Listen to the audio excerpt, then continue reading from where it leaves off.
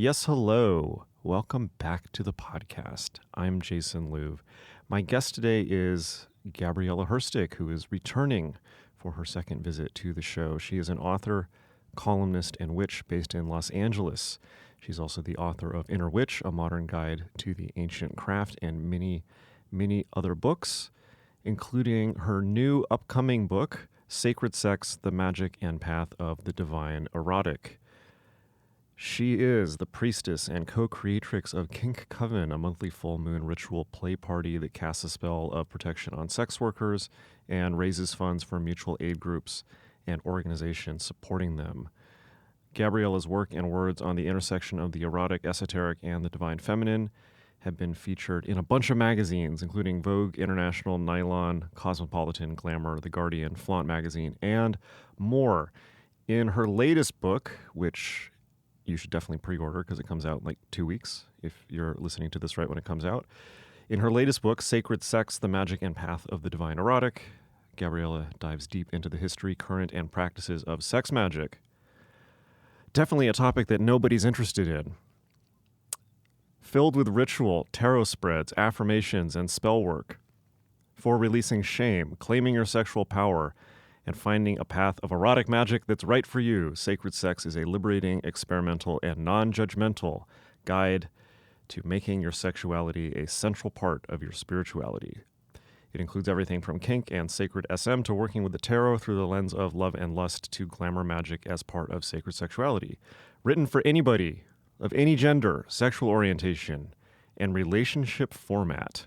This book is here to guide readers deeper into the realms of the esoteric and erotic. All right, so enjoy the show. We have a lot to talk about. And Introduction to Magic, our brand new course on binary magic, my all-new version of magic, which is, I can say without reservation, currently the best introduction to the subject of magic as a whole on the entire planet right now, is now available again at magick.me, magick.me. In this class, you will unleash your true self, discover the magician within, and recreate your reality. We'll take you from 0 to 60, building the skills of magic step by step and guiding you at every stage. And I personally will show you how to leverage the world's greatest spiritual technologies to recover your true self and shape your life in the image of the person that you truly are. It really is a good class.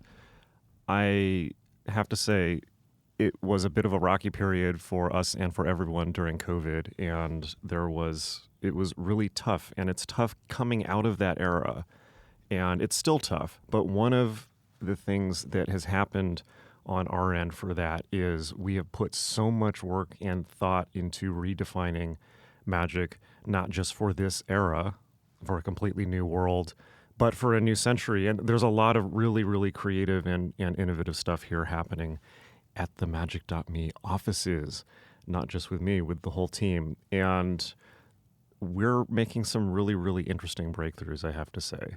That means in terms of technique, theory, approach, bringing new technologies into the fold of magic, including artificial intelligence, blockchain, all kinds of stuff, virtual reality, doing virtual reality rituals, which have been going very, very well. I think that we're really laying the groundwork and putting down roots for a completely new flowering of magic as a discipline as a whole. And I kind of feel for the first time in my life that I'm actually hitting my stride and really organizing and presenting stuff in a way that is much, much closer to the way I've always wanted to do it. So I'm really excited about it. I want to share it with you, and it is an amazing class. It's Introduction to Magic, and you can find it right at the top of magick.me, magick.me. All right, I will see you in class, and here is Gabriela.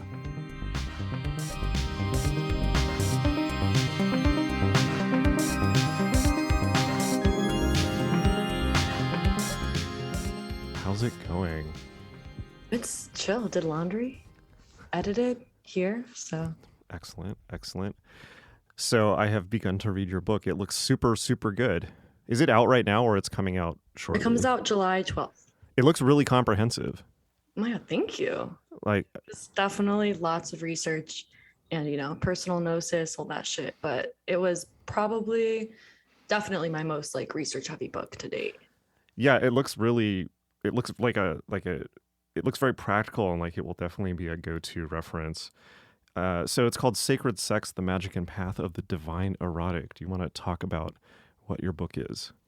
Sure. So my goal with this book was to, I was actually approached to write it, and I'd been wanting to write something along these lines anyway, but I really wanted to offer something that people could use to help make their sexuality a central part of their spirituality and kind of dissolve that idea or help dissolve that idea that like sexuality and the erotic are unimportant, or that they're, something to be shameful about or sinful, or like even more than that like there's only one way for these things to look. I feel like a lot of the books that I read about sacred sexuality and like sexuality and spirituality are very like penis and vagina equals sex, and like it has to be masculine and feminine, and like I feel like especially in like the past 10 years there's been such an expansive rewriting of like what sexuality is and like gender, and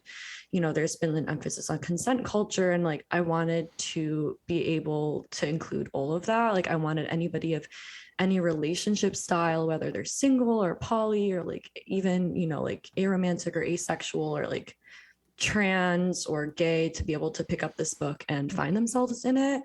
And I wanted it to be both like have historical context, talk about how sexuality and spirituality are not separate things, haven't been separate. Like it's only really recently that there's been kind of this like, I guess, divot within those subjects, and like talk about the different traditions that are already incorporating these, separate paths, I guess, is one. And then within that historical context, like make it very accessible, like have people be able to explore their sexuality in a way that feels really like sane, and not even sane, I don't like that word because it's irrelevant, but in a way that feels very personal, and also give people like magic and tools to use to actually like to practice sex magic and like connect with like the living force of sexual energy in the world that I call the divine erotic. And I just wanted to do it in a way that wasn't just like, white cishet old man kind of voice. And up until recently, it's been a lot of kind of, unfortunately, that. And yeah, so it was the goal. Yeah, one thing you point out early on in the book, which I thought was really interesting, and I definitely wanted to ask you about, is you talk about depolarizing, like kind of getting away from the idea that it's like, masculine and feminine. And that's like harped upon in like every single sex magic writing. Obviously, it's very gender reductive, but I wanted to just ask you what your thoughts were on that, what you meant by that, and what you're pushing your definition towards instead.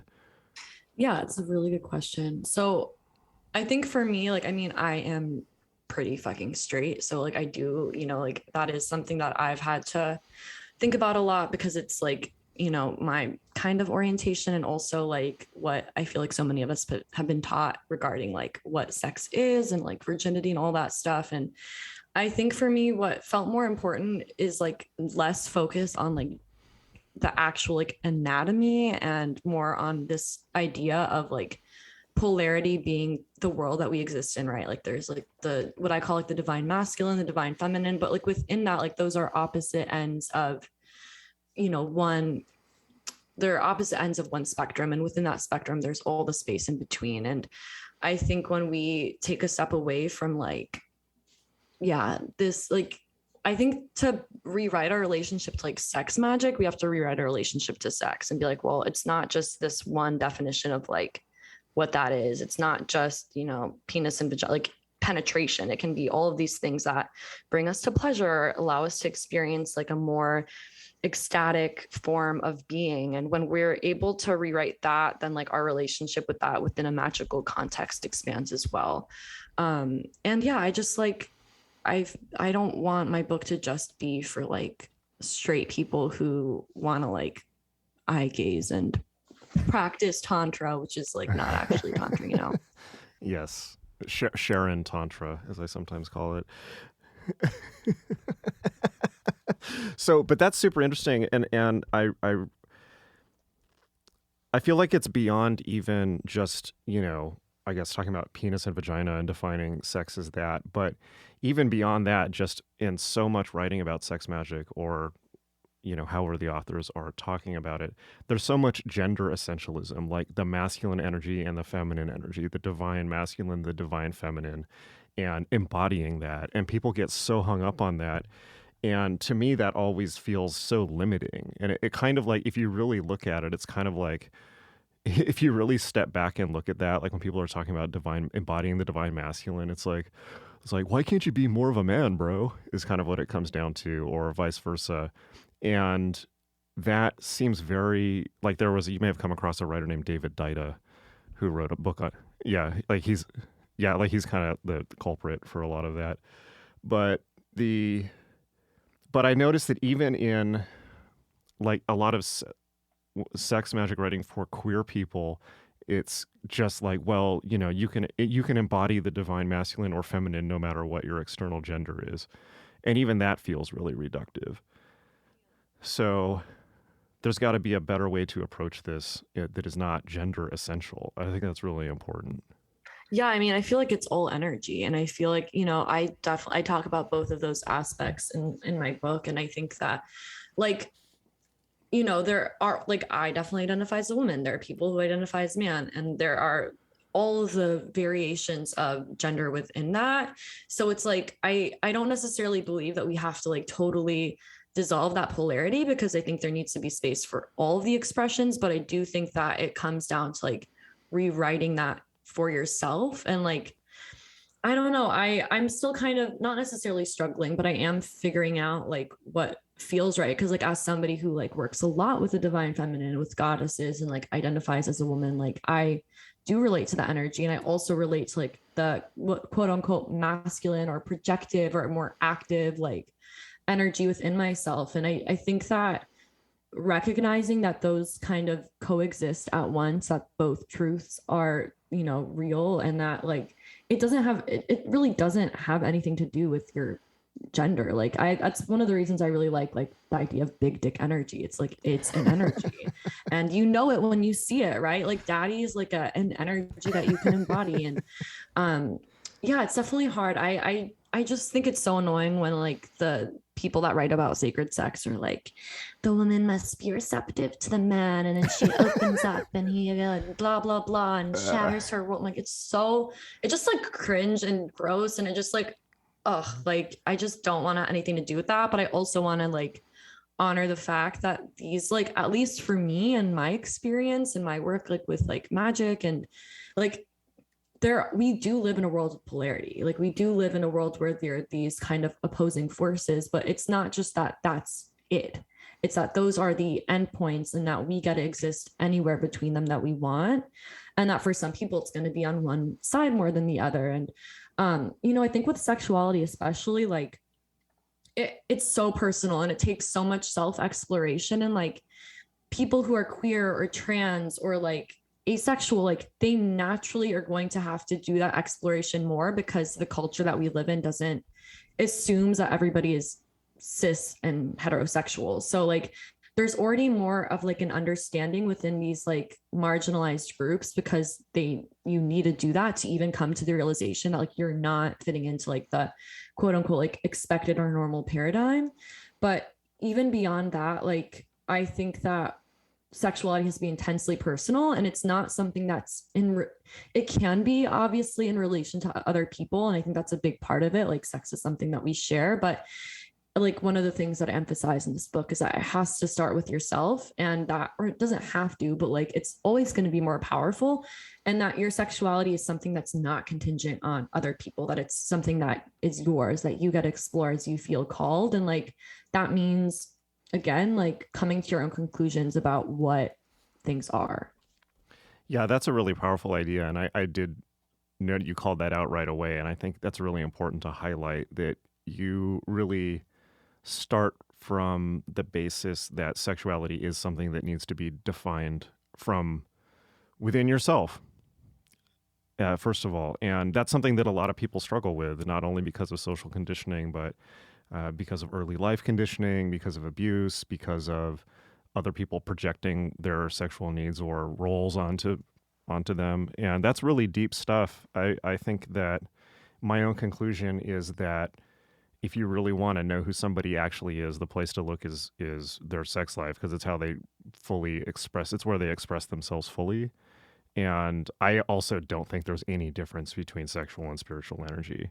Yeah, it's the same thing. It's the yeah. fucking same thing. And I think that's like one of the most insidious lies that we've been told, like in the past, however many hundreds of years in the Western world, is that like they're totally different. I mean, you look at any other tradition and there's like teachings about how those two things are like different sides of the same coin. And I feel like my experience with being like, as somebody who's like kinky has gone into altered state of consciousness, like within that, like it's the same, like subspace is like the same feeling that I get after like a really intense ritual. Like it's all just energy, especially sexual energy, the energy of like creation. And it is spiritual energy. And it might not, like, again, I think any kind of magic needs to resonate with like the person practicing that. And it needs to fit into like your life in a way that feels really authentic and integrated. And like, not everybody's going to be like super horny and want to work with sex magic, but like, if you're called to it, then, like, I think that's, again, like in the book, I talk a lot about like releasing shame and releasing guilt around these things, or feeling like it's unimportant, and like, like claiming that it's something that's important to you, like taking the steps of being like, I don't have to feel shame for this like exploration of something that brings me like pleasure and embodiment and like self-awareness, like, because it is just another part of the spiritual path. And I think even just like looking at like your dating life or your sex life or your relationships as like practices that are part of your spiritual path just makes your whole life even more magical and more integrated.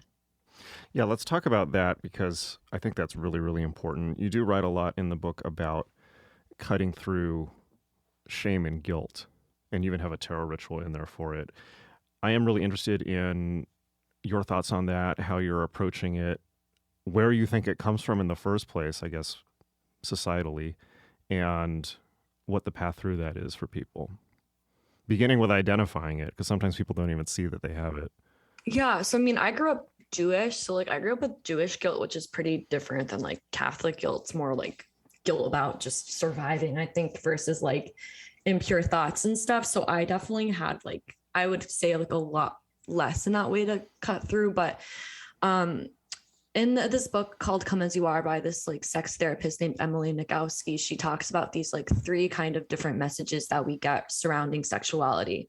One is from like the media, and it's like, if you don't do everything under the sun, you're a prude. But then also, if you do a lot, if you have sex just for the sake of it, you're a slut, right? Just like opposing messages to begin with. And then we have this like message from like the medical message, which is like, if you have sex, you'll get pregnant and die. And that, like STDs will fuck up your whole life. And that if you have an STD, you're dirty and all that shit. And there's also this like familial religious message that's like, we like whatever our families said. And like, if we grew up like in a, like the Catholic Church, for example, there's like all of this layers of, having your thoughts being impure, which is so insidious that like, you have to feel like shameful about your thoughts when your thoughts are like, just not even real or true necessarily most of the time. So it's definitely like an amalgamation of like, like the media, the like living in the Western world. I mean, I feel like we're really seeing right now that like the separation of church and state is absolute bullshit. Like the state is trying to control our bodies based on, these arbitrary bullshit religious ideals. And like, I might not have grown up Christian or Catholic, but like I was raised in the Bible Belt in the Deep South, where like I was surrounded by mega churches and had people who like thought I was going to burn in hell for not believing in Jesus, and like purity rings were a thing, and that was like a trend. So, like there's definitely a lot of ways that we inherit these beliefs. And again, like we're taught that like, sex sells everything, but like, especially like, if you're a woman or somebody who's like not like a cis man, like if you claim that, then it's like not good. And that if you claim that and like own it or like manipulate it to get what you want, then it's like, shameful or evil, or right, like you're labeled as like satanic, or like, you know, we have the example of Lilith in the Bible of like, or Talmud rather. So there's not, I don't think there's one place that shame comes. And I think a lot of the time it's like very, if you're at least like, oh, you can be aware of it, but like there's like so many layers to it. Like I really feel like it's kind of like a spiral where it's like you'll rid yourself of a layer, or like an onion or whatever. Like you'll rid yourself of one layer and then you'll come back and there's another layer to rid yourself of. And like it might not be as potent or strong as before, but it's like, that's like still lingering. And you know, like I think sex magic is really powerful because we can use it to like, we can use sex magic to get rid of sexual shame, and we can use like that energy as a way of like clearing out these old beliefs. And it's not just going to happen overnight. It's not just going to happen with one ritual. And like, you know, like you have to walk the walk and talk the talk. So it's like saying the spell is not enough. You have to really like do the other things in your life, whether that means going to therapy or like talking to friends, or like allowing yourself to like explore your sexuality like in little bits.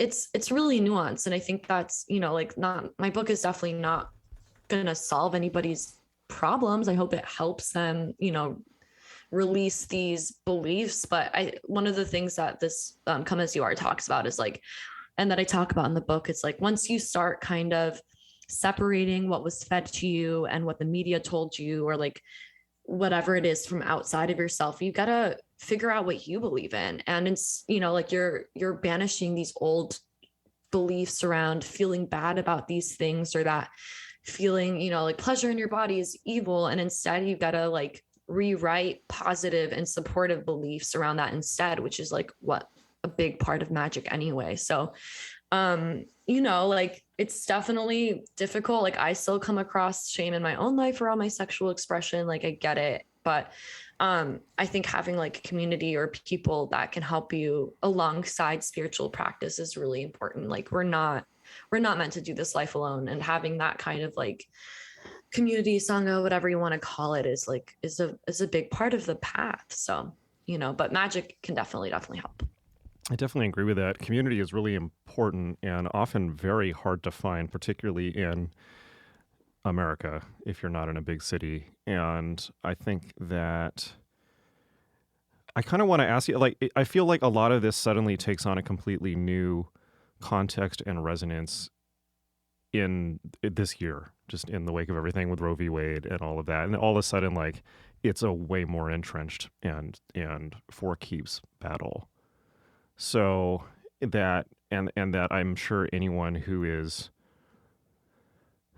not, not Jerry Falwell is probably feeling that, and who wants to redefine their own lives and their own sexuality. It's like all of a sudden that's a lot more dangerous. Not that it wasn't dangerous before, but suddenly it's, we're looking at losing legal protections. So I kind of wanted to ask you about that, like what you're thinking about that, if you feel that puts things in a new light at all.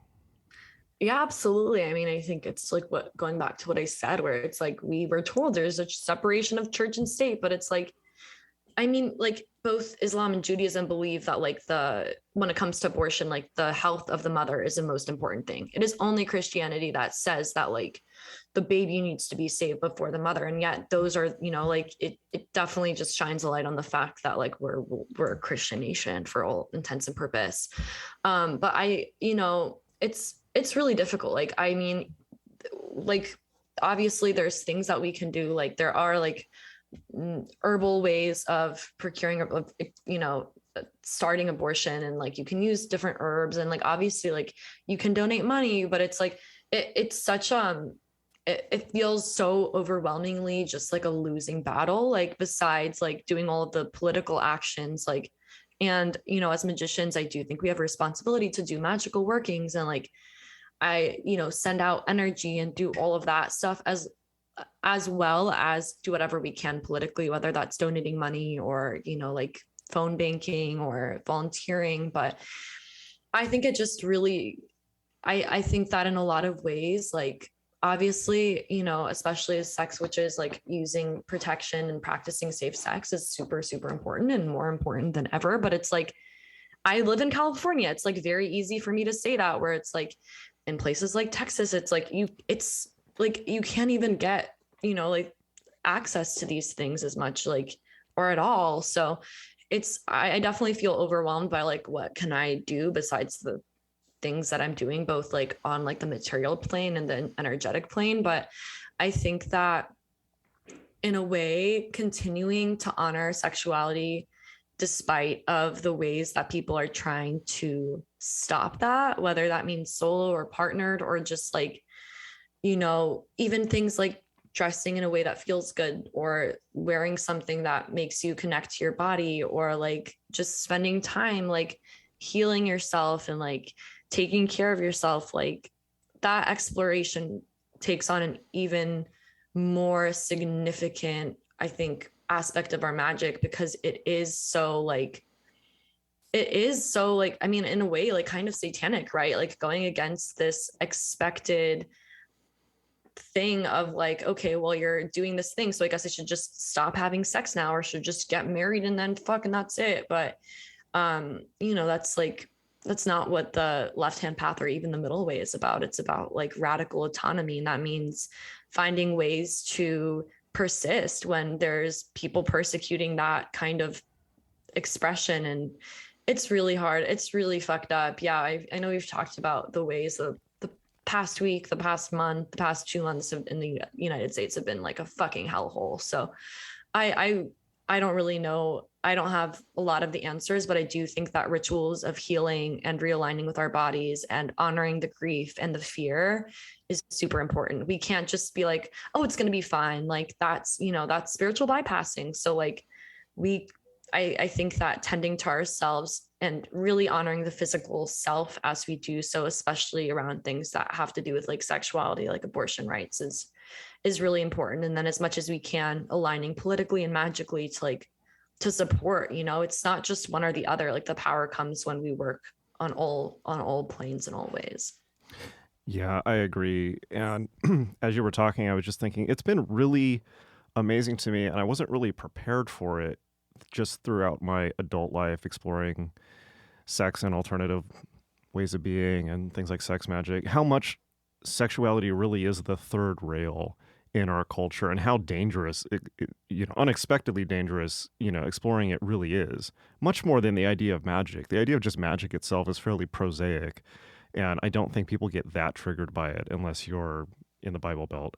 But sexuality is such a third rail because it's where everyone's biggest emotional charge is built up, right? I mean, we're talking about shame, guilt, desire, frustration, and that people's whole self-image is tied up in it and what they believe it to be and the way they define it. And so it's kind of, it really is the third rail, just individually, often because of just in working with people, just because of abuse, things like that. This is what, and past sexual history, a lot of the stuff you've talked about, and then culturally even more so, particularly now because of I mean, I don't think that we should be, not clear about it because of the Christian right in America, right? It's like you can clearly lay the blame there, I think, and now to the point where people are beginning to lose legal protections, and of course, it's not going to end with Roe v. Wade. It's going to be gay marriage. It's going to be trans rights. It could be, anyone who's into paganism, so that might be being a little bit too alarmist, but I think it's always good to think about all possibilities. And so now it makes it really serious. Yeah, I agree. It's definitely, again, I think that's like when, as magicians, we kind of have the upper hand, because like it's like magicians, sex workers, like people who are already kind of, or trans people, queer people, it's like there's already this like marginalization and this like self-awareness, and it's like we just have to be there for one another. It's like, it's like, just, we can't just brush it off, be like, oh, this isn't affecting me, so I don't have to worry about it, because like you said, it's like it's gonna affect you eventually, you know what I mean?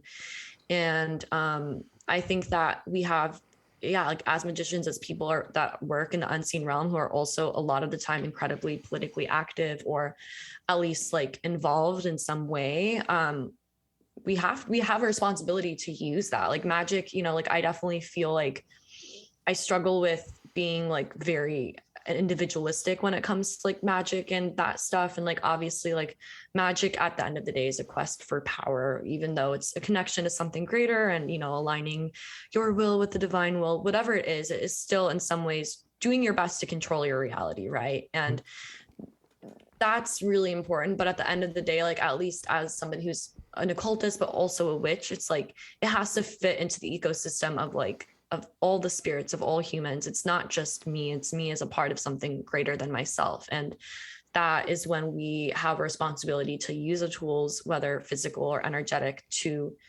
protect others, to protect our communities, and to protect people outside of our communities. Because if we're just insular, then like nothing's going to change. Like I say that, and I live in Los Angeles. It's like very easy for me to turn a blind eye, and like I've definitely been guilty of that in the past, and I'm always trying to do better and grow. But like we, you know, we have to think outside of our just like little box. And I think that when, you know, it's like a lot of the time we have to reach a breaking point. Something shitty has to happen before we like are snapped awake, right? So it's terrifying. And I mean, you know, like especially like this is kind of the shit I think a lot of us expected Trump to do, and then it's like we have this Democratic president and it's happening still. So it's like, well, you know, like it's definitely like I think what the US is going through, it's like Pluto return very soon. It's like intense growing pains in a very volatile kind of way. But I, you know, like I'm just gonna be as much as I can optimistic that if we continue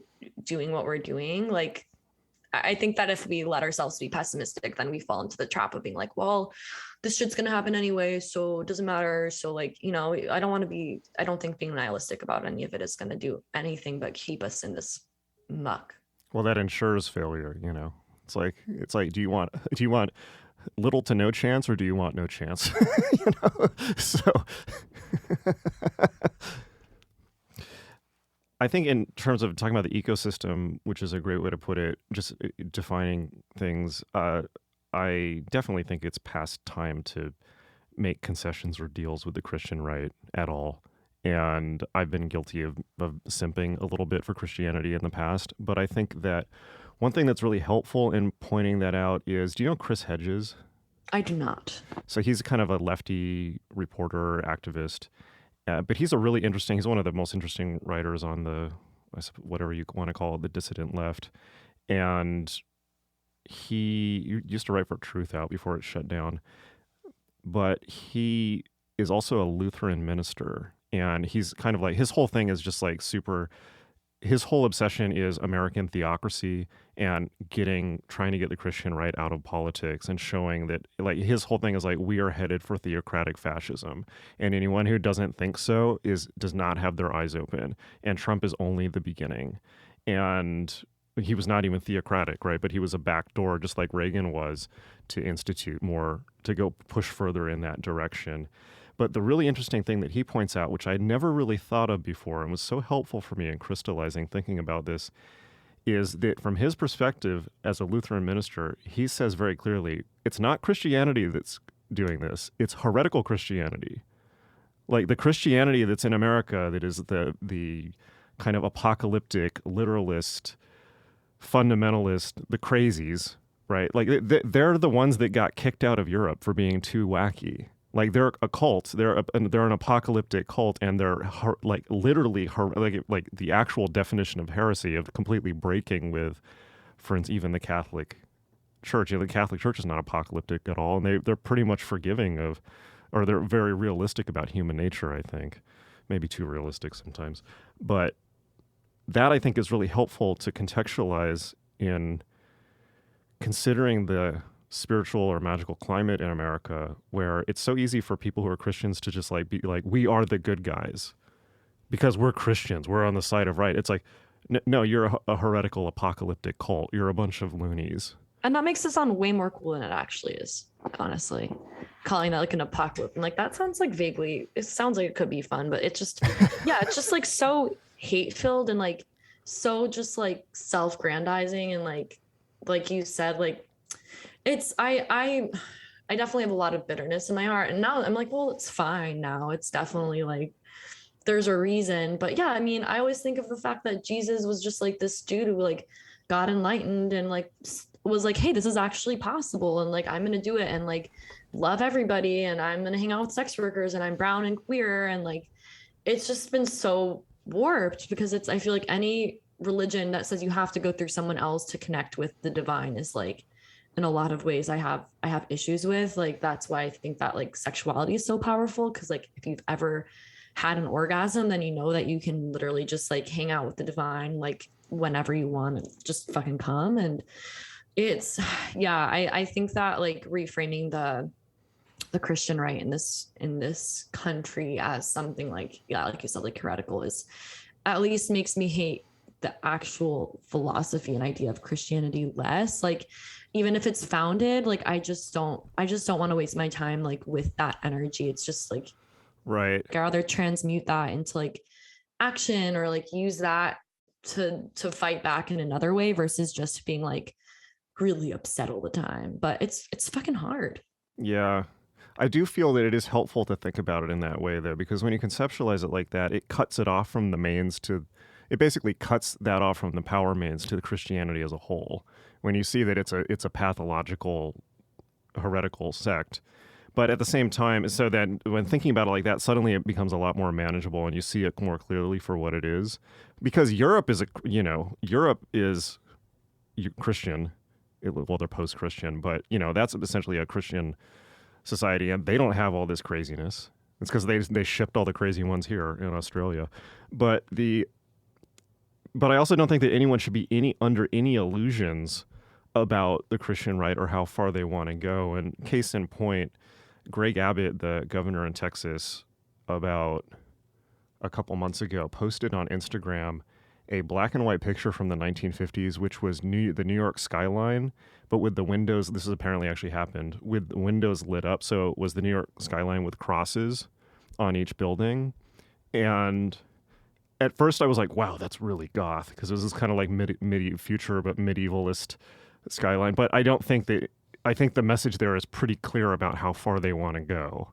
It's like, I think they are thinking about it as a crusade or a reconquista or something like that. And I also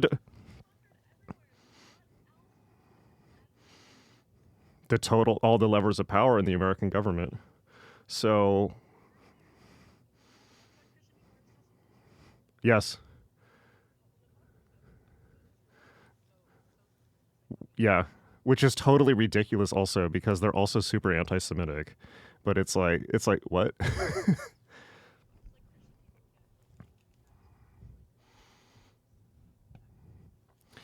I imagine.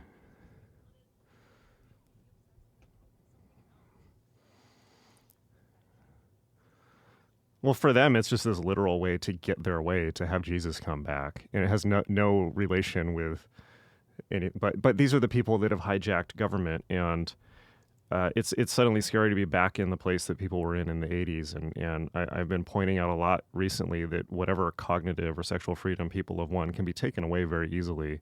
Jen, in the going through the 80s and the Reagan Thatcher period, Margaret Thatcher wanted to put people with AIDS in concentration camps, things like this, and people were getting arrested for BDSM practices and thrown in jail and all this. And Jen always told people in Topi, it's like, don't be surprised if you get your door kicked down in the middle of the night.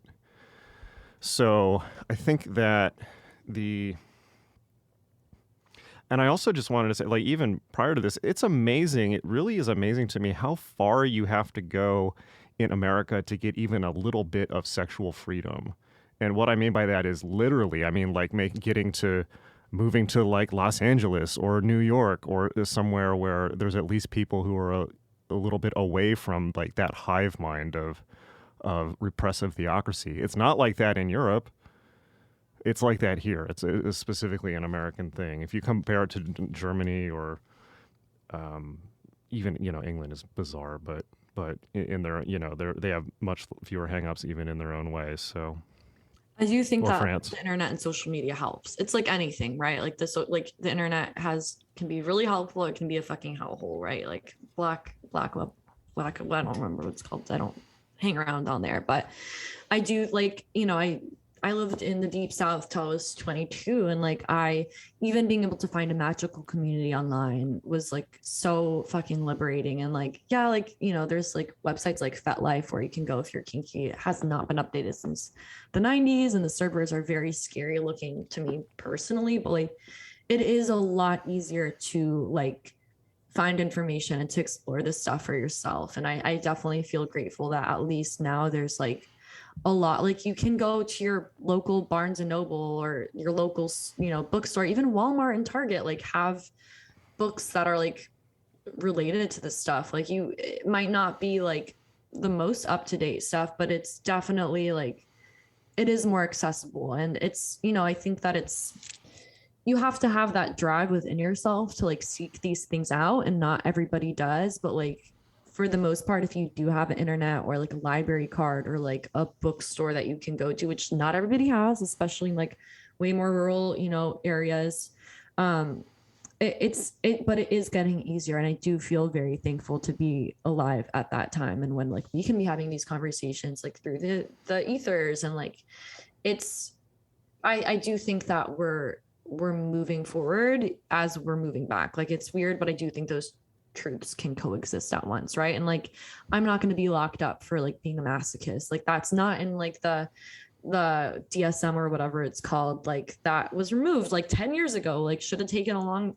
should have been, you know, BDSM should have been removed from that a long time ago. But like we're slowly at least still making some progress, and it is easier to find community. And like I do feel thankful that things like Zoom exist so we can like, you know, gather and meet and talk, and it's not so isolating. But it's also like, yeah, there's definitely like privilege involved still, because like you have to have internet connection, or you have to like be able to like go to like a place that has, you know, these things, and not everybody has access to that. So it's, you know, it's like anything else, it's nuanced. Yeah, one thing that I think about a lot is the writer William Gibson, who wrote Neuromancer and all those cyberpunk books, had a great phrase, which is the future is here, it's just not evenly distributed. Yeah. And I think that's really clear right now. It's like, and the idea of America is just, there is no America. It's like it's so different depending on what state you're in and what city you're in within that state and what part of that city you're in. And when you think about how monolithic America is compared to how small even countries in Europe are, like even trying to conceptualize this as one thing is a non-starter. So with that in mind, I wanted to ask you, you talk a lot about breaking conditioning. I want to ask you, what's a good way for somebody to start? We don't even necessarily need to talk about sex magic, although I imagine people who listen to this podcast are more amenable to that idea. But you talk about sacred sex, and somebody who just wants to begin exploring their sexuality and maybe breaking conditioning and trying to, which is probably the best way just to define yourself as your own human being. Where can they start? And I'm thinking in particular of, you know, somebody who doesn't have anybody or any reference points or systems of support around them in the middle of Missouri or something like that, and they listen to this podcast and they don't know anyone who's into this. And these are things that I always take for granted because I'm me, but most people don't know anybody else into this. So, magic or whatever. Honestly, because I'm really air sign and I find a lot of like clarity in writing stuff down, I would suggest like literally just writing down like your core values, your core beliefs, like what you believe about the world, like whatever, you know, this conditioning you want to break is, whether it's like your sexual attitudes or like what you believe spiritually or just about the world. And like, again, like this is from my perspective, like I do think that like writing things down is very, in a way, alchemical. You're getting it from, you know, your mind to the physical page, but you could also like doodle or mind map or like even record like a video or a voice note or something. But it's just about like taking the time to do that inner exploration to like see what it is that you believe. And once you have that in whatever format works, you can use tarot cards if you have tarot cards, or, you know, other divinatory systems you have, like to help facilitate this if it's something that feels really difficult. But like, you know, write these beliefs, right? Whatever it is. And then like just asking yourself, is this something that I chose for myself, or was this something that I was told?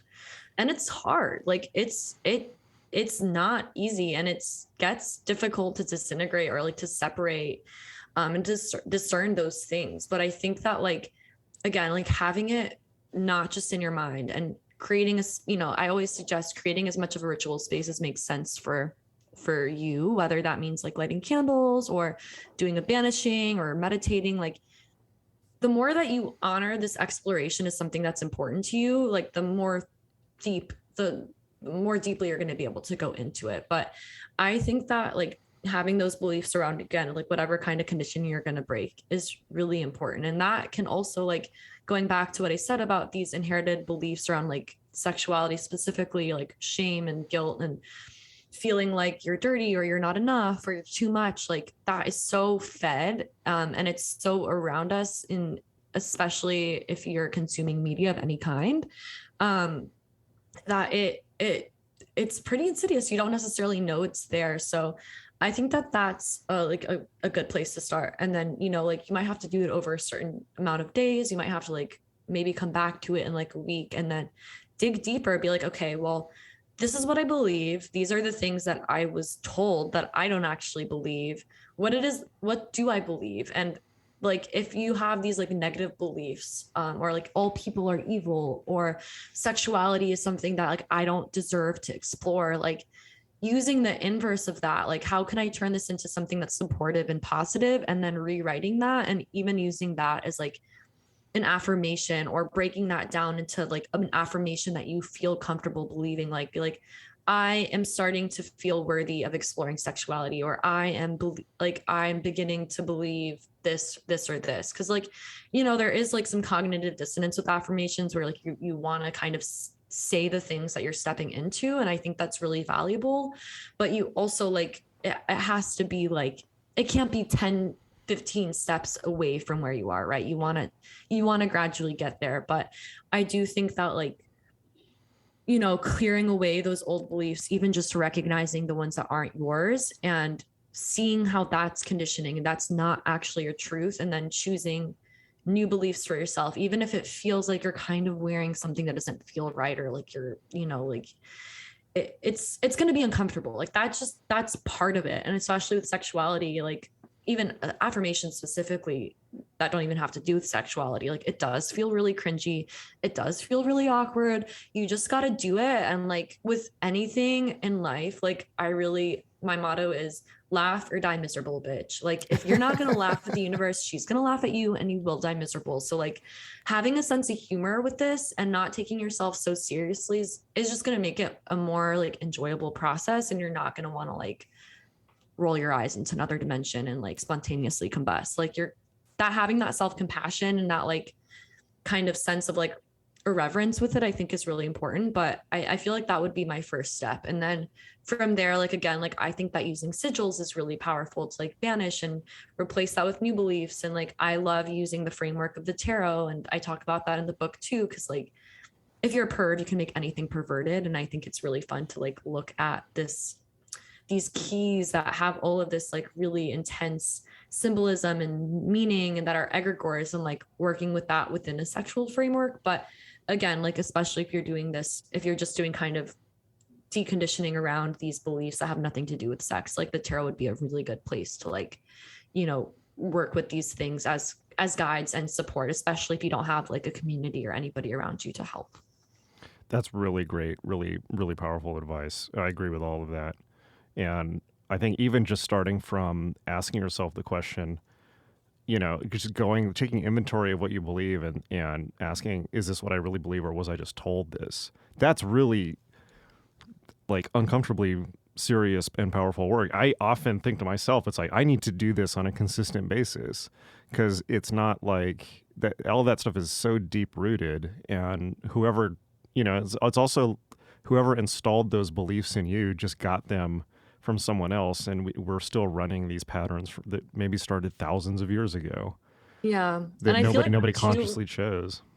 Yeah, I feel like too with like relationships and sexuality too. It's like our partners are going to influence us. The people that we like come across to explore these things are going to influence us, and it's it's hard. I mean, like I've even, like I've seen it like in other people where like you'll start, or, you start dating somebody, then like you start like saying the phrases that they're saying, or you start like, they start dressing alike. And it's like, it's like a deeper level of banishing. And it is, again, like I'm the same way. I should probably do this more. And I have definitely could use it more. But I think just coming back to, again, like one of the things I talk about in this book is having your own kind of set of ethics and having like your own beliefs, because like that is what has to guide you. If you're turning outside of yourself for like what to believe or what like makes you a good person, or like what is like right, it's always going to be inauthentic. And you have to like, I think that releasing those things that aren't yours to carry is going to allow you to find like your true north a lot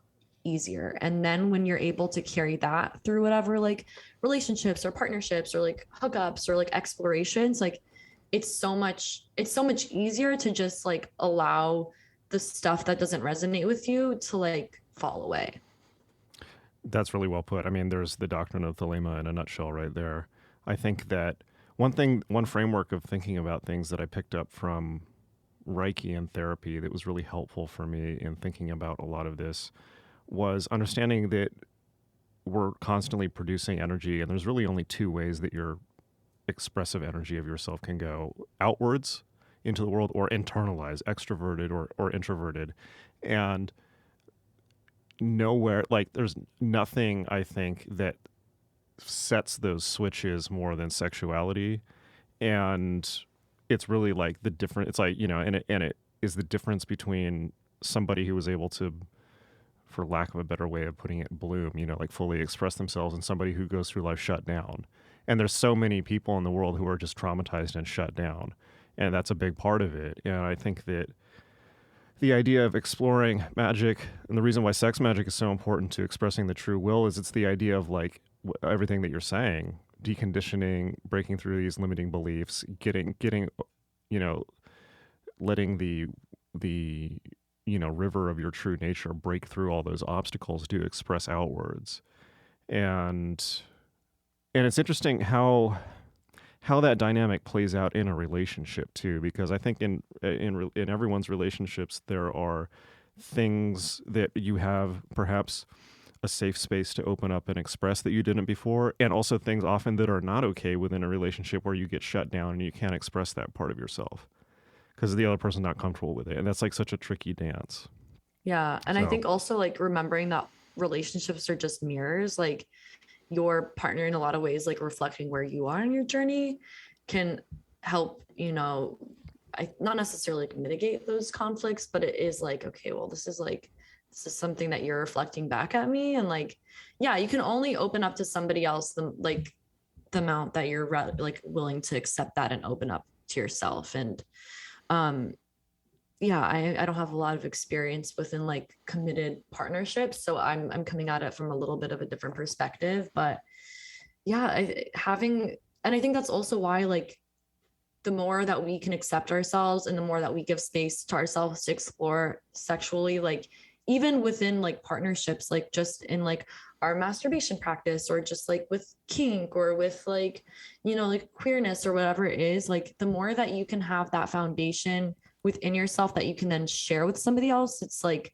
the less pressure that this other person has to be like the everything, and that this other person has to like do all of these things for you, because like you're coming at it after fulfilling your own needs as much as you can first, or even just being aware of what those needs are, and you're showing up like more just like more aware.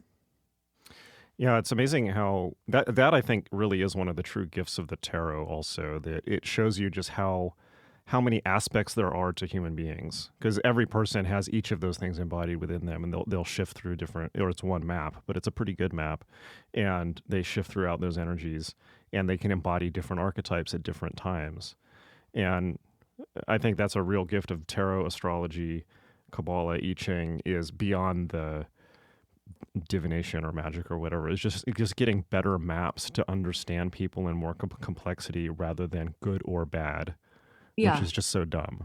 Yeah, that like that kind of reductive thinking, I feel like is so like Christian specifically, and it's so just like harmful because it's just setting yourself up for failure. It's like, it's this idea also, it's kind of how I feel about like being like problematic. Like we're all going to be problematic because we're humans. Like that's just part of this experience. And the more that we can accept that like there's nothing wrong with just like experiencing life for the sake of it, like obviously keeping in mind, like your own ethics, not hurting anybody in the process, but it like releasing that kind of binary about like good or bad is such a big part of it too. And it's definitely hard, but I'm definitely of the camp that like I think that we're all fractals of the divine, here to have as full of a human experience as possible in this like physical incarnation, because like the divine or whatever it is you believe in, the cosmos, spirit, the universe, the all, it's not a physical thing. So it's like we have like, in my eyes, the responsibility and the privilege and the pleasure of like having these like tactile sexual experiences and like finding like the erotic past just sex, right? Like in nature or in connection and in community and magic. Like who am I to deny goddess like her total experience? Like I'm here to do all of those things with like my heart to turn to her as an offering.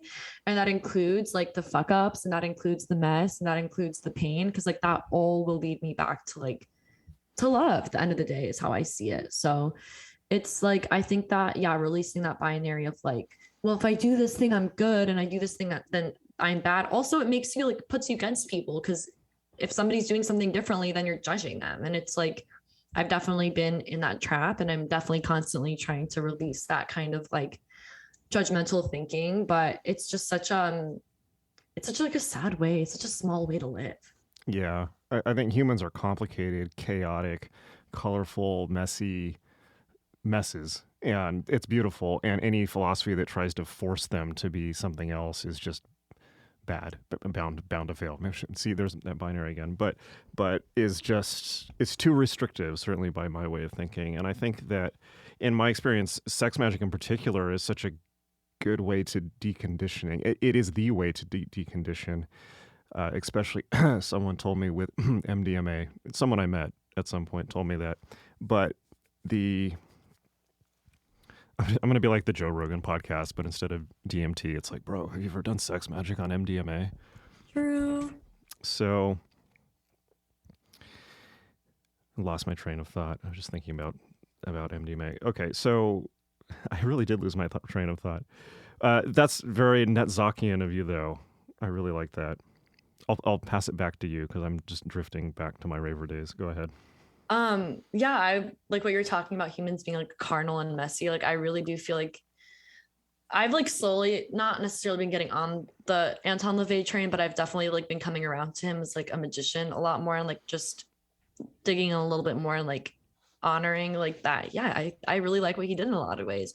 And one of the things he says is like he calls the human animal. And it is, we're fucking animals. Like we really are. Like, so I think that having that perspective of like also just being like, we're animals, we're here to like fuck and try to find God and have these experiences, but like also like we're gonna be messy and it's not gonna be clean. Like I think it kind of allows a little bit more room for like play and yeah, that kind of merging of like chthonic and heavenly through the body, which I think is such like a part of sex magic as well. It's like balancing those opposing forces through the power of sexuality, which is pleasure, which is expansive, which brings us to state of gnosis just because it's so like intense. So I do think that, like I think that sex magic in a lot of ways is like the secret or the key to a lot of growth and a lot of like very powerful like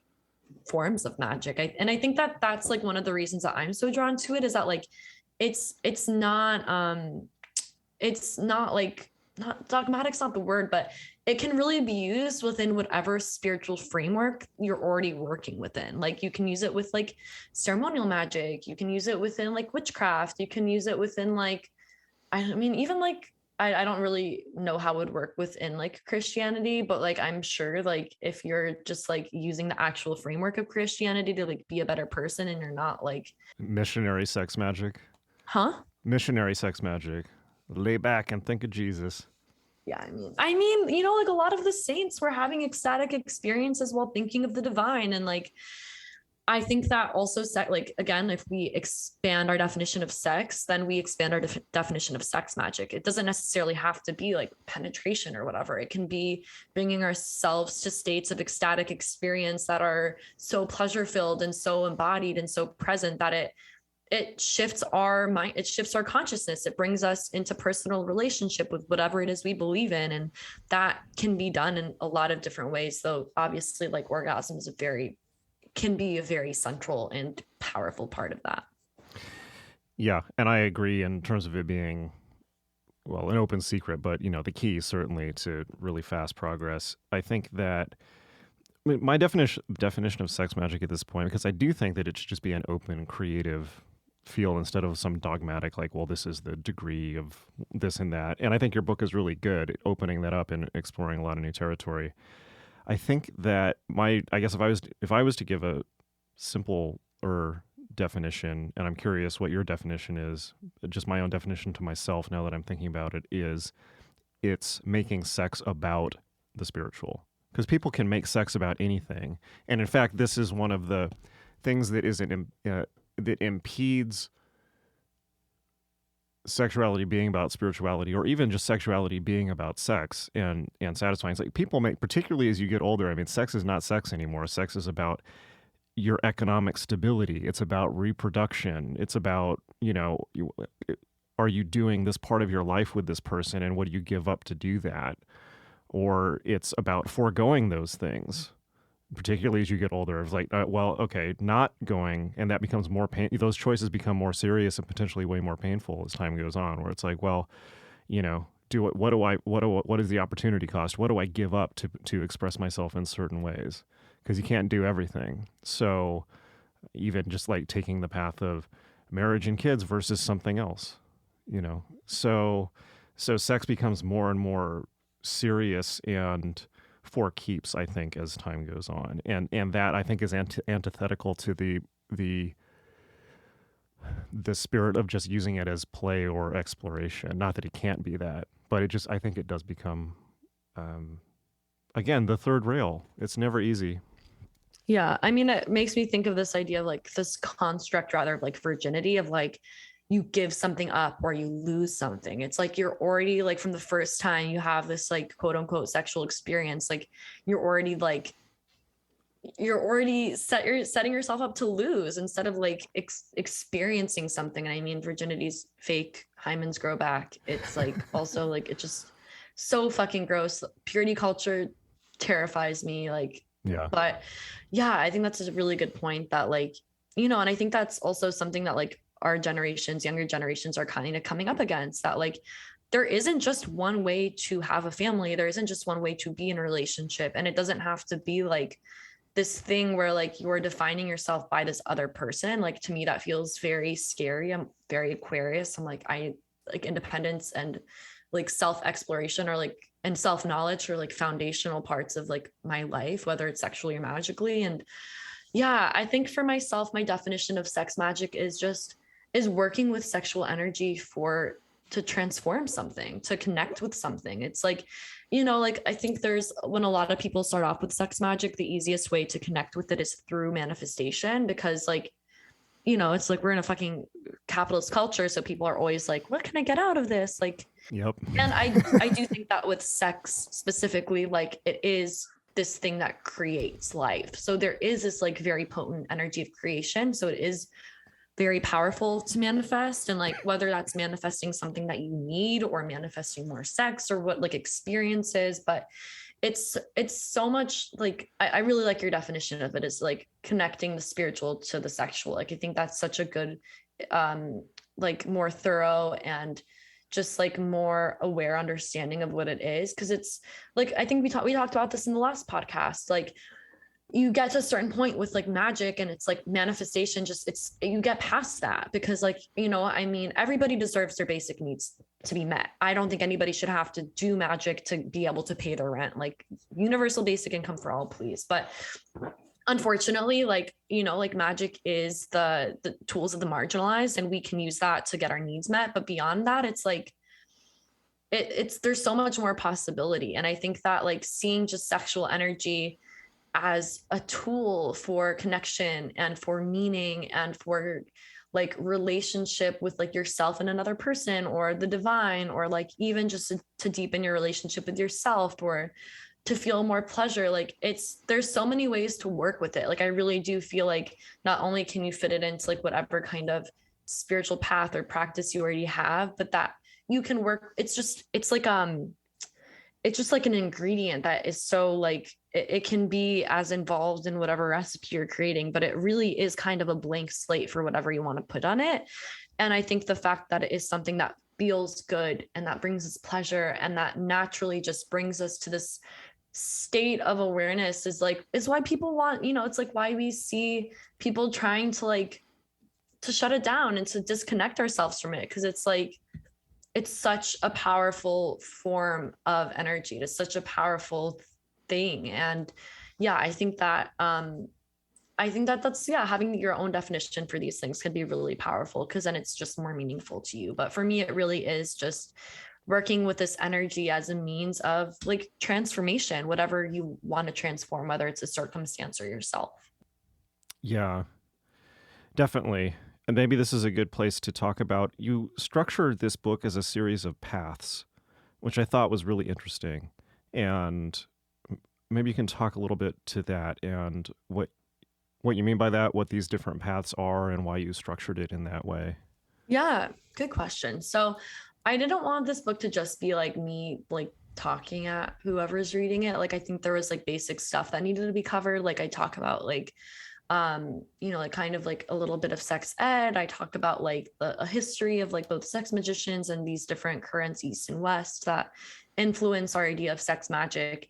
And then I always want my books to be very like something that people can work with hands on. And instead of just having like a list of spells or rituals, I wanted people to be able to like create a path for themselves. So, I mean, the book is called, Sacred Sex, the Magick and Path of the Divine Erotic. Like it's a path that you walk on, and it's something that hopefully becomes a way of you not only relating to your sexuality, but of relating to the world. And again, like one of the things that I talk about in all my books and all my work that's really important to me is that your spiritual practice, your magical practice has to resonate with you. You, in my opinion, should include the things that light your soul up, whether that's music or like science fiction or like math. Like there is a kind of spirituality and magic that allows space for those things. And magic should fit, like, I do believe in the power of daily practice. I do believe in the power of discipline, like very much so. And I do think that you need to make space for the things you hold reverence for. And I also believe that it should be something that fits into your life. So you should be able to incorporate the things that feel right into your life, into your magical practice. And the same for me is true of sex magic. So whether you're drawn to devotion, which is like one of the paths, or you're drawn to adornment and glamour, or you're drawn to like having relationships as containers for this exploration, like I wanted it to be very DIY. Like I wanted to have these specific paths that people could take what serves them from, like, take what resonates and hopefully like use the different paths to create their own. Because like everybody's practice with this stuff is going to be different. I'm also coming at this from like a very like, I don't fuck with hierarchy. I don't belong to magical orders. Like I just am not into that as much as I do think there's a lot of power in having a lineage, and there's a lot of like wisdom within that. I think that again, like, especially with sexuality, like it has to resonate with you first. And then, if you want to work within whatever other structure, that's another thing. But these paths are definitely coming at it from like a very personal perspective. And I wanted it to, like, I have found a lot of power and a lot of just like, I guess power. I'm blanking on other words right now, but I really love having the words to express the path I walk, or to express the spell or ritual or devotional I'm doing. I find a lot of power in like labeling things. And I also recognize that at a certain point, like you'll come up against that and it won't be expansive enough, or it won't be able to contain all of the expressions and experiences within that. But I think that even just having that kind of framework to describe what you're walking through can help you kind of like create the path for yourself. So I think that like having the like walking the path of alchemy, or the divine masculine, or the divine feminine, and like having your own the path of like erotic embodiment, like having that structure can help you break down the parts that don't serve you and build back up the parts that do. And I also like always write way too much. Like originally this book was like twice as long as it is now, and I had to cut a bunch of stuff, but I really wanted to keep those different paths for people to kind of, you know, like be able to find things within them. I know it's a long book. Like I just always write too much. So it's like, I also think that way you don't have to feel like you have to read from cover to cover to get something out of it. You can, you know, read the first few chapters that kind of lay the foundation, and then be like, oh, like the path of, you know, like conscious relationship, or that sounds like, you know, like I'm already in a relationship where I'm trying to have it as part of my spiritual practice, like, or this path or whatever. Like I feel like it kind of made it more digestible. And it's just kind of the way that I work. So, you know, it's like obviously how I'm going to frame the book with like the way that I work, the way that, like what I believe in. So Yeah, that's it feels more like a reference in some ways to me, which is good, where people can immediately find the information they're looking for and go to that. You talk also at the beginning about the history of sex magic, and you look at it from the lens of lots of different traditions. I'm curious what some of the conclusions you came to about that, but also I'm wondering if, in looking back through the history of these different traditions, what would you say was different for the time periods these traditions came out of than now, and what's the same? And maybe even, do they have any, you know, advice or wisdom to offer us on the current moment that we're in culturally? oh my God, that's a big question. I might We be can break that down.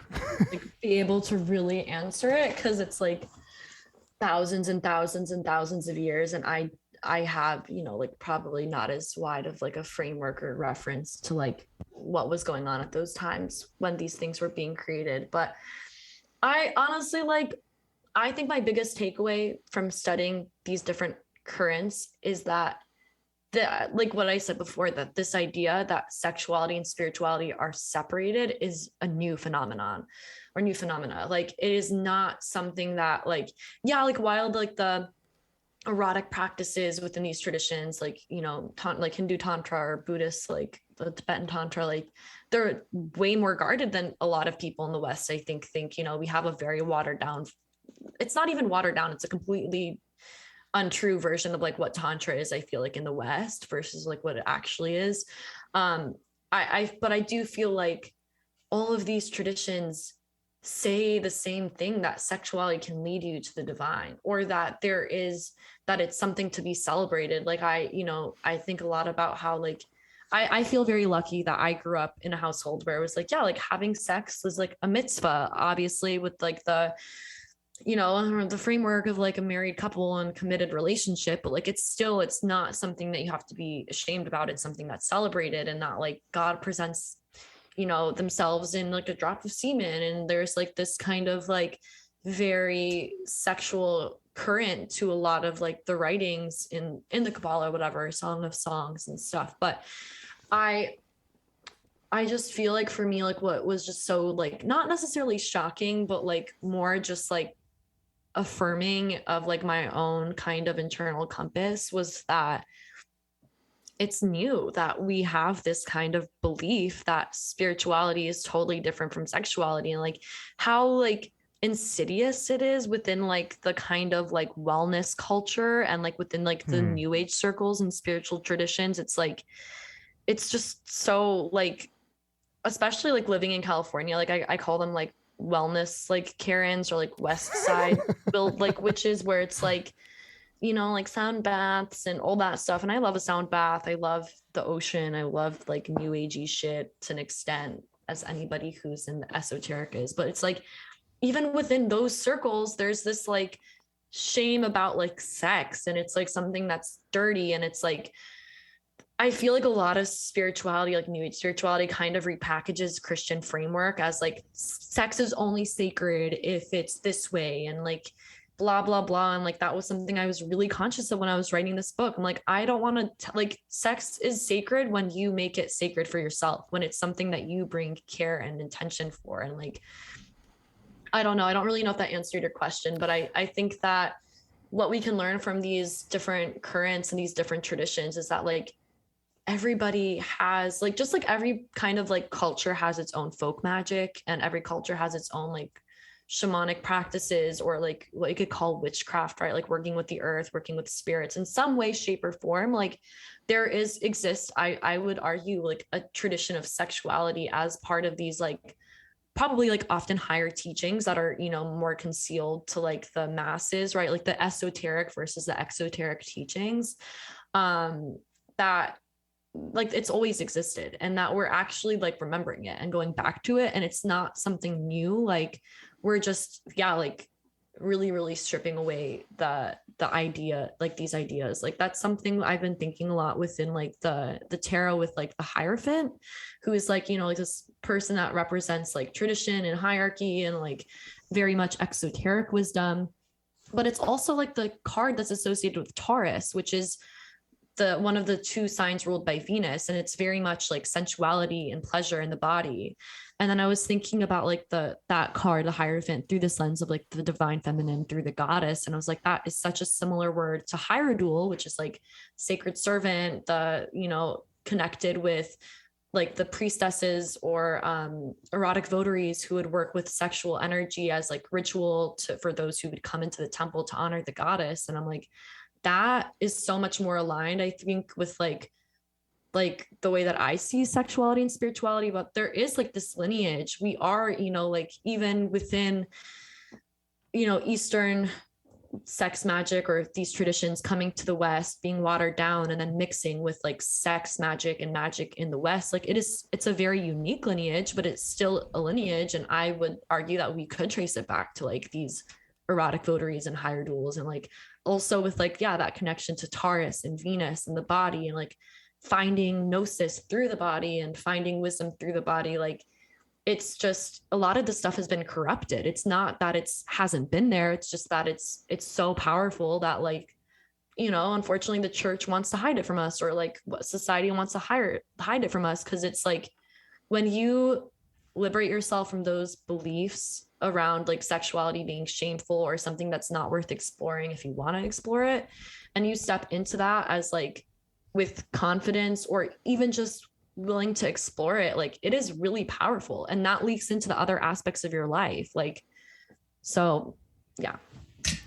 I was going to ask you, why do you think these things were separated at all? But I think that's probably pretty obvious in terms of it is a legacy of Christianity that later gets mixed with industrialization and things like this. But one thing that I've really been thinking about recently is even the separation of spirituality and sexuality within that framework is not necessarily a corruption. It's more of a counter tradition that is at work at there. And I can assure you, as a grim, severe Protestant, icy Protestant boy, you think about the Puritans, you know, like America was, you know, was initially kind of the frame was set by the Puritans.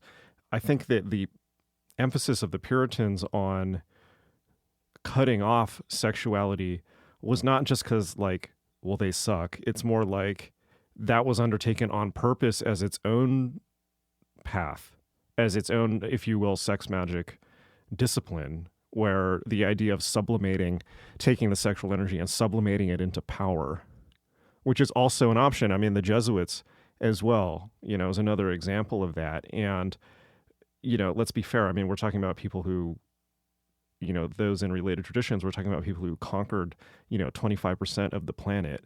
And one of the reasons they were able to do that was lack of empathy. And I think that has a, you know, that type of sexual mutation, it has a big part to play in that. And so I think that it's a different approach. It's a counter tradition, or whichever one's counter to the other. But I think that also, I love that you bring up how insidious the kind of Christian ideas are in getting into New Age culture and Sharon Tantra and wellness Karens. I love that. I had a really interesting experience maybe 10 years ago. I can't remember if we talked about this before or not. About 10 years ago, there's a Crowley ritual called the Mass of the Phoenix, which maybe you may be aware of.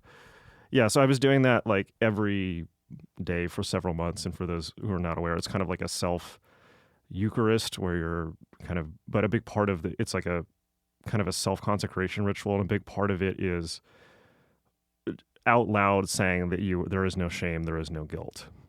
This is the law, do what thou wilt, etc. Right? Which is Crowley language. But the idea being it's a deconditioning ritual. And one of the things I realized when I was doing that, I was doing this in LA like 10 plus years ago. And my assumption was like, oh, this is an anti-Christian ritual. I'm going to get rid of I wasn't really raised Christian. I was just kind of raised kind of secular California liberal. But I assumed that it would be like getting rid of residual Christian stuff. But what I realized is what the actual energetic process is. What I found myself actually deconditioning myself from is beliefs picked up from New Age thinking or like California neo-Buddhism. And I realized that like that was actually what was repressing me. It's like these kind of like weird Christian ideas about things and, assumptions and energetic assumptions and things like this that I that's what I'm trying to think of now. But like, this was a long time ago now, but it was, there really are so many imposed assumptions about how people should be.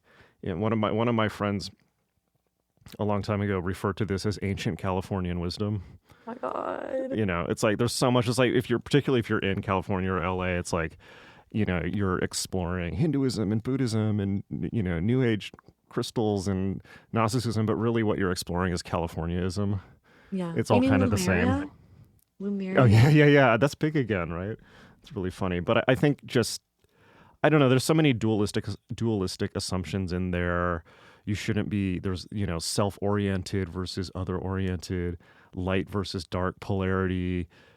Like you should be vegetarian. You should. Oh, you know what a big one is actually is you should never be angry. Oh my God, that shit is so. That's a big one.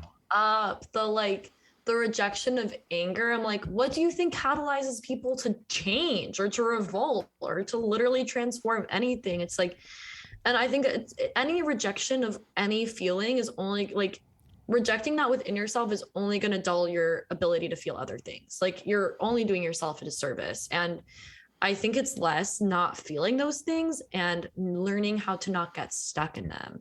But yeah, that's such like the love and light spiritual bypassing alongside. Yeah, that's it. Yeah. Slut shaming of like, yeah, you have to like, sex is only sacred when it's like in this like container of like, of like sacred relationship. I'm like, fuck that. You can be It's amazing. It's amazing how conservative New Age people can be in the true sense. It really is. Or it's like, yeah, we have to get to the 5D and we have to like exit the matrix. I'm like, so you're just like, the ascension is it's just the same thing. It's just the rapture. It's just like. Yeah. 100%. 100%. It's and that was a big realization for me. It's like, oh, all this stuff that looks like magic on the surface is actually just more. It's just another Christian recension. It's just yet another version of Christianity within America, or consumer culture. And that too, absolutely. And so much of it, like you pointed out, is manifesting in like, what can I get, but yeah, the other one. But yeah, like anger is bad. That's a huge one. Like, don't be dark. That's a huge one. It's like, fuck you. I'll be exactly how I want to be. And I am who I am. So like simple, like, it's just like, I love when people are like, yeah, are you a white witch or do you practice black magic? Or I'm a white witch or I'm a black witch. I'm like, you saying that shows me your true colors so quickly and really just like negates anything else you're going to say. Cause I'm like, you do not know what you're talking about. Like, yeah. Who do you think is labeling this energy? Also saying something that's black is evil is so fucking racist. It's just such bullshit. I'm like, please just show me your true colors straight off so I know to like not waste my time, energy, or knowledge on you. 100%. 100%. The other one that I love is the you're projecting game. Yeah. Like everything is like that goes hand in hand with the never be angry. It's like if you get angry about something, people are like, I think you're just projecting. And the other one that I love is, I think you have some work to do. Oh my God. Yeah. I mean, yeah, I do. Obviously do too. I'm never going to stop having work to do. Thank you. It's called self-awareness, baby. But yeah, it's, oh my God. I've been watching this documentary on this like teal swan person who's like very much that most masterful manipulator I've ever seen. And that's exactly what she says. Like, you have work to do, you're projecting.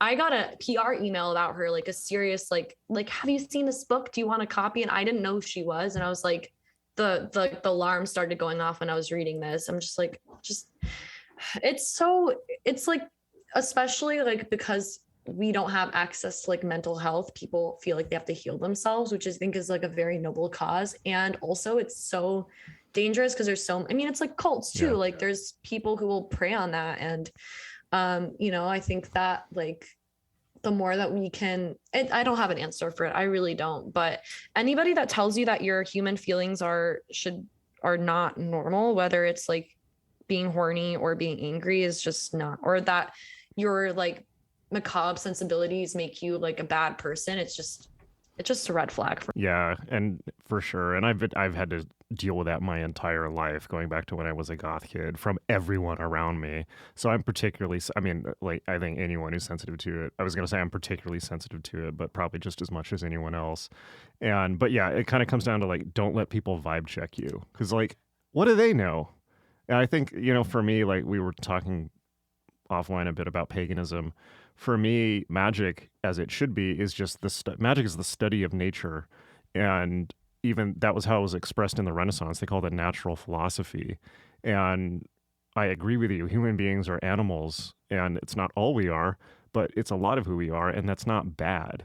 And the separation comes from this trying to cut off the animal nature to be something disassociated, an angelic consciousness, a disassociated consciousness. And that's the disintegration. Because if you cut people off from their sexuality, then you cut people off from their physical body. And if you cut people off from their physical body, you can control them. You can move them around how you want. You can put them in a factory. You can tell them when they're good and when they're bad, because they're disassociated from their power center, their energy, and their body itself. So I think that has a lot to do with it as well.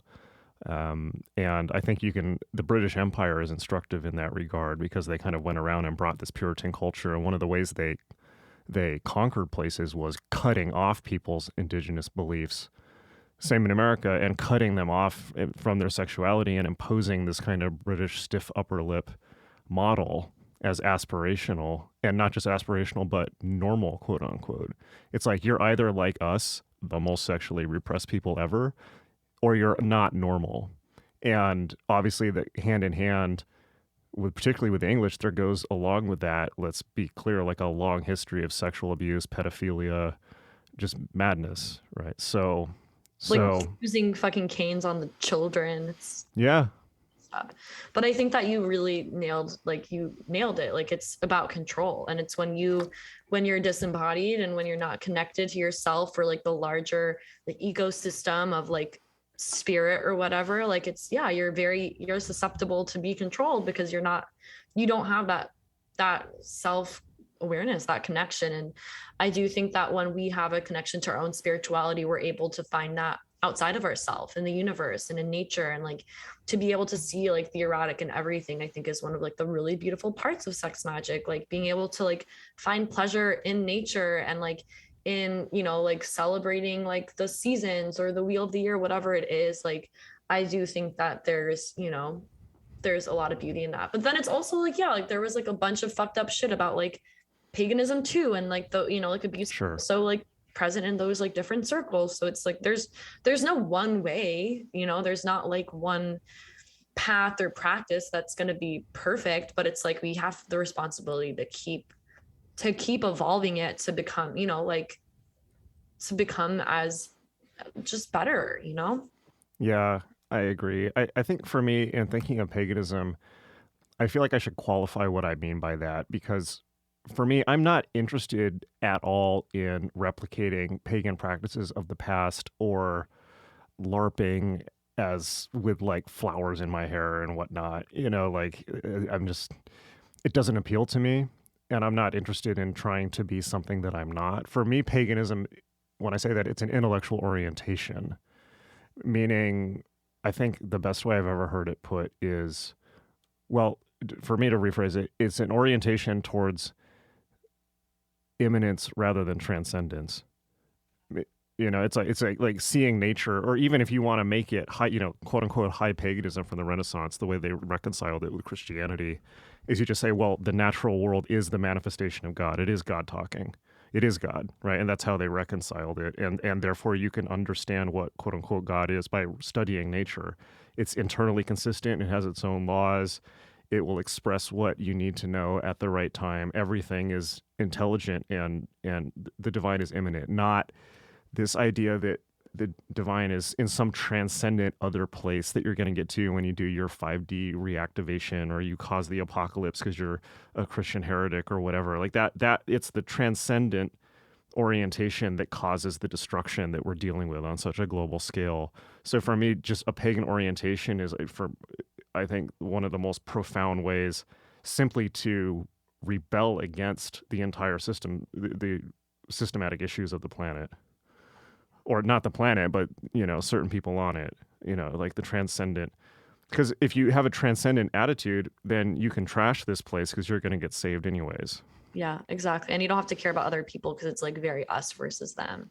Yeah. And I think that like that sense of immanence, like to me, like that's like very much also how I orient myself, like as somebody, like I definitely walk like the path of like the goddess. Like that's how I orient my heart. And like that's it. Like I see the divine in everything. And I think that also when you have that like orientation, like you're able to see sexuality as like just another part of that, because it happens in the body, and it happens like it's the most natural thing ever, because that's how we fucking continue our species most of the time. So it's like you're able to find like, I mean, it feels like pretty tantric to me, like finding like the sacred and the quote unquote profane, or like finding that everything is sacred because it's an expression of the divine. And again, we're all here to just experience that in the flesh, because that's the whole point of being a human animal or whatnot. Absolutely. And I think that sexuality is not just part of it, but is the central thing. I mean, it's like if you look at nature, everything in nature is consistently in the business of fucking other parts of nature or eating other parts of nature. Yeah, pretty much the same thing in a lot of ways. So it's all in a sense, yeah. It's just like, it's just highly complex patterns of conversion of energy. Yeah. So, yeah, for me to just deny not just part of it, but the most central part of it is just insanity. It doesn't make any sense. It's just more fun to like allow yourself to enjoy sexuality and to be like, this can be as spiritual as like doing my daily whatever. Like it doesn't have to be separated. And it's like such like, I feel like it makes a lot of sense, but I think that it's like something that a lot, at least that I've seen being in this field, whatever, it's like a lot more people are like allowing themselves to recognize that and like really claiming it. And it's just kind of like, I want to have fun. I don't want like, I feel that's why like I am not super drawn to Buddhism. I'm like, I think suffering can be fun, but I'm also like, it doesn't really like speak to me. Like, I know that the world is suffering, but also like I'm here to embody, express, and share joy and ecstasy. And like, that's like for me, the most powerful medicine of all. Like, obviously, there's to experience the heights of ecstasis, we must experience the depths of the underworld and pain and suffering. Like that's just the human experience. But to like, why wouldn't you want to make something that like you feel good, that you enjoy, like part of a spiritual practice, which should be making you feel more connected? And like at the end of the day, if your spiritual practice isn't making you a better person, then like what the fuck are you doing? So definitely agree. P.S. I love that you front loaded this book with a quote from Mean Girls. Yeah, the limit does not exist. That's very you. There's all kinds of different sexuality. I also like originally in the manuscript was comparing sexuality to Odo from Deep Space Nine, where it's like oh boy, Bob that can just transform into different things. Then I had to cut it, but I still very much. I taught a class of treadwells the other day, and I was talking about that. I was like, one of the beautiful things about sex magic and sacred sexuality is that you discover new parts of yourself, and that it's constantly transforming, and it's not static, that it is ever evolving, that you'll probably come back to this like base, you'll come back to this like form that feels right. But like, especially if you're honoring it with, consciousness and reverence, and allowing it to be something that shapes you as much as you shape it, like it's going to change, and there's no one size fits all, and it's not going to be something that's like, there is no limit to like how that can look for you, which I think is very freeing. When you say you come back to this base, or were you talking about, did you mean the base in Deep Space Nine, the space station? Yeah, something like that. Or just like whatever kind of like normal blob of a belief you have, or body, whatever it is for you. But those are the inner order secrets, the Deep Space Ninth Degree. So where can people find the book? So the book is let people know when the book is coming out, what it's called, where they can find it, and where they can find out more about you.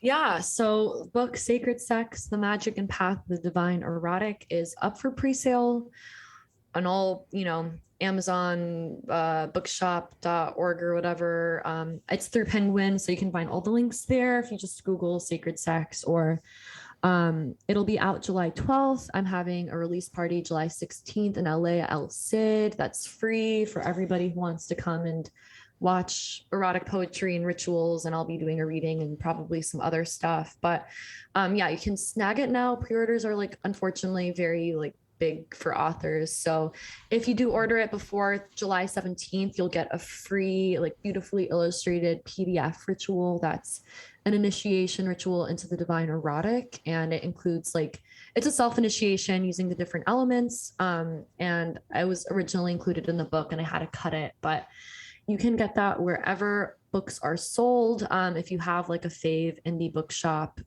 you can ask them to order it if they haven't.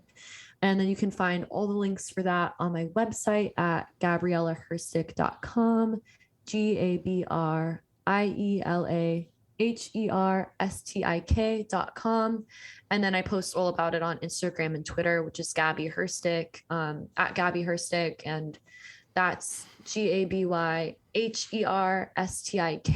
I have a Patreon with the same name. I lead monthly sex magic discussion circles, and I'm always like doing random other shit. So yeah, but Instagram, Twitter, and then website are the best places to find me. But if you Google Sacred Sex and my name, you'll find it as well. There's a bunch of books with the name Sacred Sex, unfortunately, that are, I don't know, I'm not going to talk shit, but well, I'll vouch for this one. I haven't read the whole thing, but what I've seen of it looks really good. So yeah, definitely check it out. All right, well, thank you very much for being back on the show.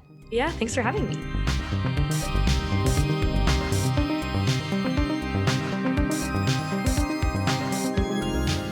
All right, thank you for joining us for that conversation. I had a lot of fun. Introduction to Magic is our brand new course on magic in theory and practice for a hyper-accelerated, hyper-digital world. It's awesome. Just go. Just at least look at it. Just look at it. Look. You don't have to buy it. Just look and just see what you think. It's really an amazing class. It's at magick.me, magick.me. I will see you in class. Okay, until next time. Bye.